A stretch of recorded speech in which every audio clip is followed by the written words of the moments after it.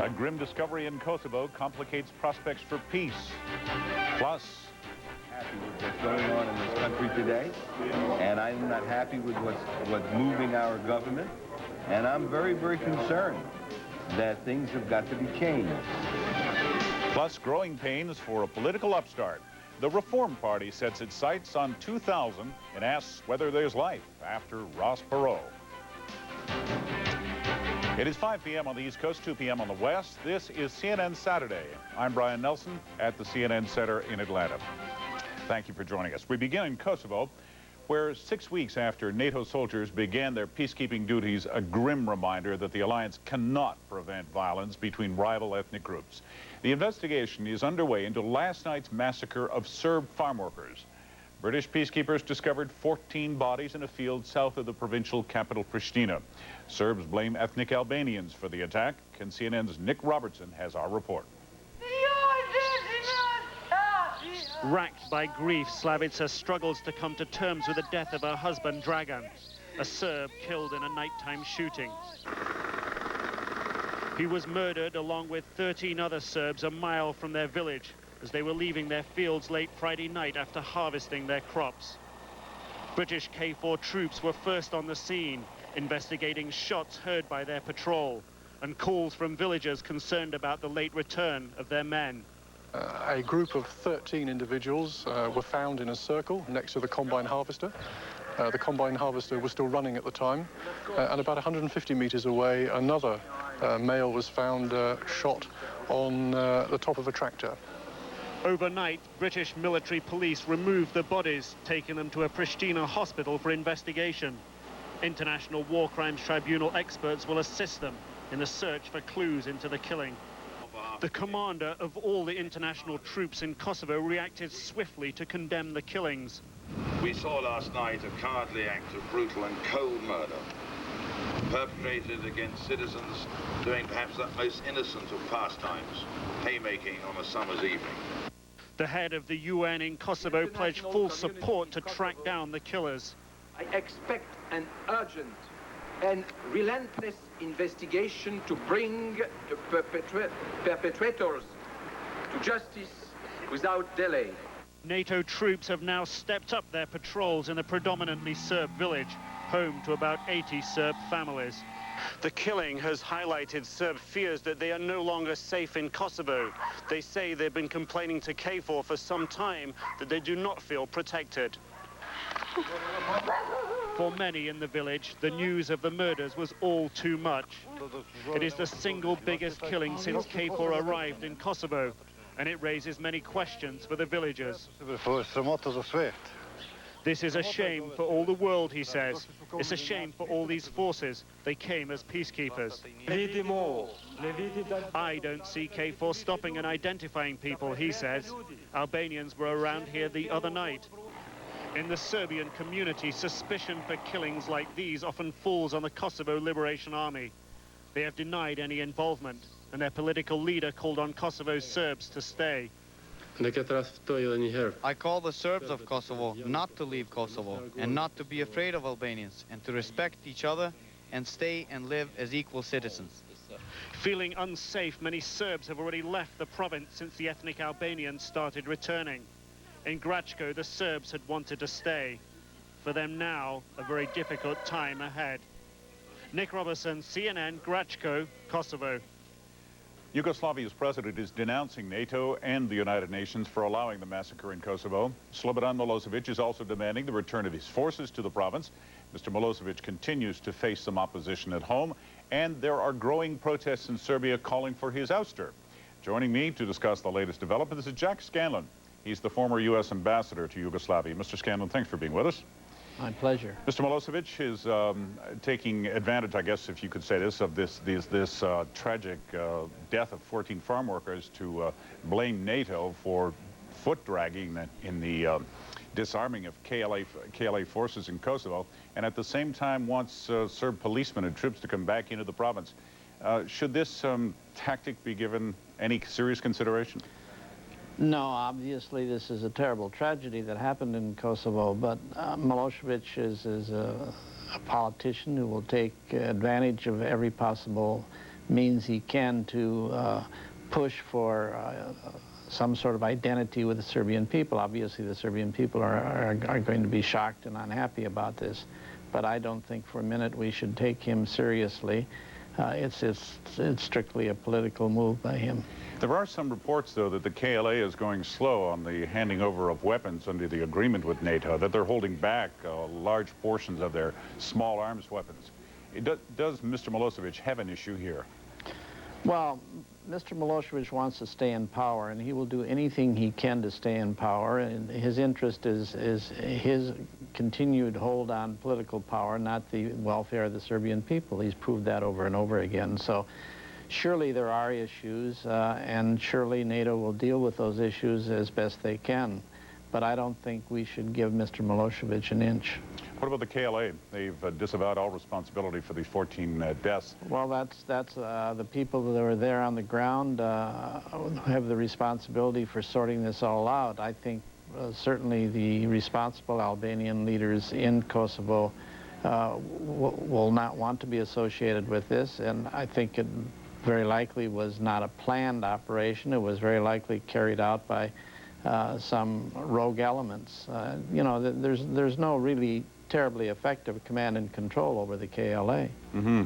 Well, just on that point then, how does NATO go about preventing a spiraling cycle of violence after something like this especially? Well, I don't think we should anticipate that there's going to be a spiraling cycle of violence. Why not? I think you're going to have isolated incidents like this, which will happen from time to time.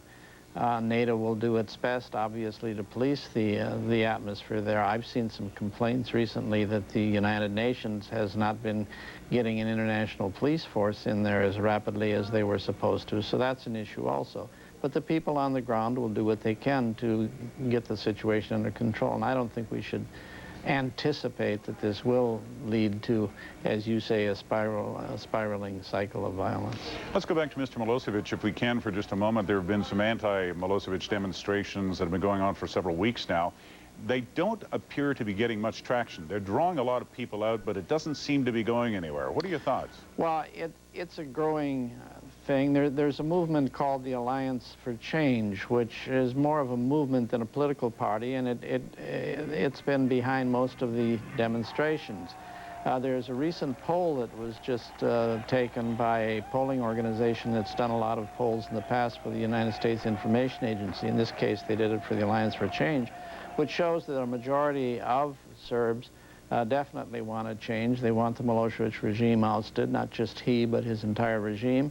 And gradually they're coalescing around the Alliance for Change and some other opposition leaders. But, you know, it takes time for these movements to build, and I think you're going to see it continue to build. Two of the two founders of the Alliance for Change, incidentally, and current leaders are Professor Abramovich, who was a long-time senior official in the World Bank and is highly respected in Yugoslavia, and Milan Panic, the American who was for 8 months prime minister. And the polls show that both of them have a considerable popularity and would do well in a head-to-head contest with Milosevic. The final question I have is, what do we have to see before we know that Mr. Milosevic is in deep trouble politically? Well, I think he is in deep trouble politically. You see the continuing demonstrations by reservists who were called in and have been paid. The Ministry of Defense said they would get their back pay in 6 months in 6 segments. I don't see how they can do that. They just don't have the money. Right, there have been demonstrations against Mr. Milosevic years ago, and nothing came of them. Well, that was a different situation. That was 2 years ago when there were continuing demonstrations in Belgrade. Right now, it's more nationwide, and it's there is a definite conviction on the part of a majority of Serbs that his continued leadership means only continued misery for them. Okay, Mr. Scanlon, I'm sorry we have to interrupt. We've run out of time, but thank you for joining us. Jack Scanlon, the former U.S. ambassador to Yugoslavia. Thanks for being with us. My pleasure. In other news, world leaders are arriving for the funeral of Morocco's King Hassan II. The long-reigning monarch died yesterday from a heart attack at the age of 70. Today, thousands of Moroccans took to the streets in cities right across the country to express their grief. State television played verses of the Quran. King Hassan's eldest son was enthroned in a swift succession just hours after his father died. President Clinton spoke about Morocco's new king today. I think that the important thing is that Morocco has been a model of reconciliation within the country and a model of partnership and friendship for peace in the Middle East. And I think that direction will continue. That's the really important thing for me, that this change be a positive thing for the people of Morocco and for the people of the region. And I'm going to do everything I can to be a good friend to the new king and to the country. King Hassan will be buried following Muslim prayers tomorrow evening, and President Clinton will represent the United States at that service. The wreckage from John F. Kennedy Jr.'s plane is at an air base in Massachusetts right now. Kennedy's Piper Saratoga crashed 8 days ago off of Massachusetts, killing the son of the late president, his wife, and his sister-in-law. The final pieces of the plane were brought ashore last night from the U.S. Navy salvage ship Grapple. Earlier, mourners crowded a New York church to remember Kennedy and his wife, Carolyn Bessette Kennedy. The remains of all three were buried at sea on Thursday. Investigators say it could take 9 months to determine the cause of the accident. Mourners, meanwhile, will gather tonight at a Connecticut church in a final memorial for the victims. The candlelight service is to focus on Lauren Bessette. Prayers will also be offered for her sister and brother-in-law. And CNN's Gary Tuchman joins us now from Greenwich, Connecticut with a preview. Larry? Well, Brian, 2 hours from now, the church behind me here in Greenwich, Connecticut will be filled up with people saying their final goodbyes to Lauren Bessette. The 34-year-old lived 2 blocks away from her sister Carolyn in New York City, but she grew up here in Greenwich, and her mother and stepfather still live here. Lauren was a principal with the investment firm Morgan Stanley, recently promoted for vice president. Up to 600 people will be attending tonight's service in the Christ Church Episcopal Church. There will be no public or members of the news media, only invited family and friends of the Bessettes and John F. Kennedy Jr. 3 rectors will lead tonight's service.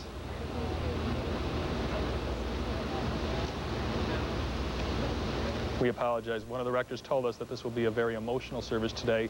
There will also be candles throughout the whole service. Among the expected guests tonight, Senator Ted Kennedy and also his niece Rory Kennedy, whose wedding ceremony was postponed exactly a week ago today when the news came that John F. Kennedy Jr.'s plane was missing. A mass for John F. Kennedy Jr. and his wife Carolyn was held yesterday in New York City. Brian, back to you. Gary, this is 8 days since the accident. What is the mood in Greenwich right now?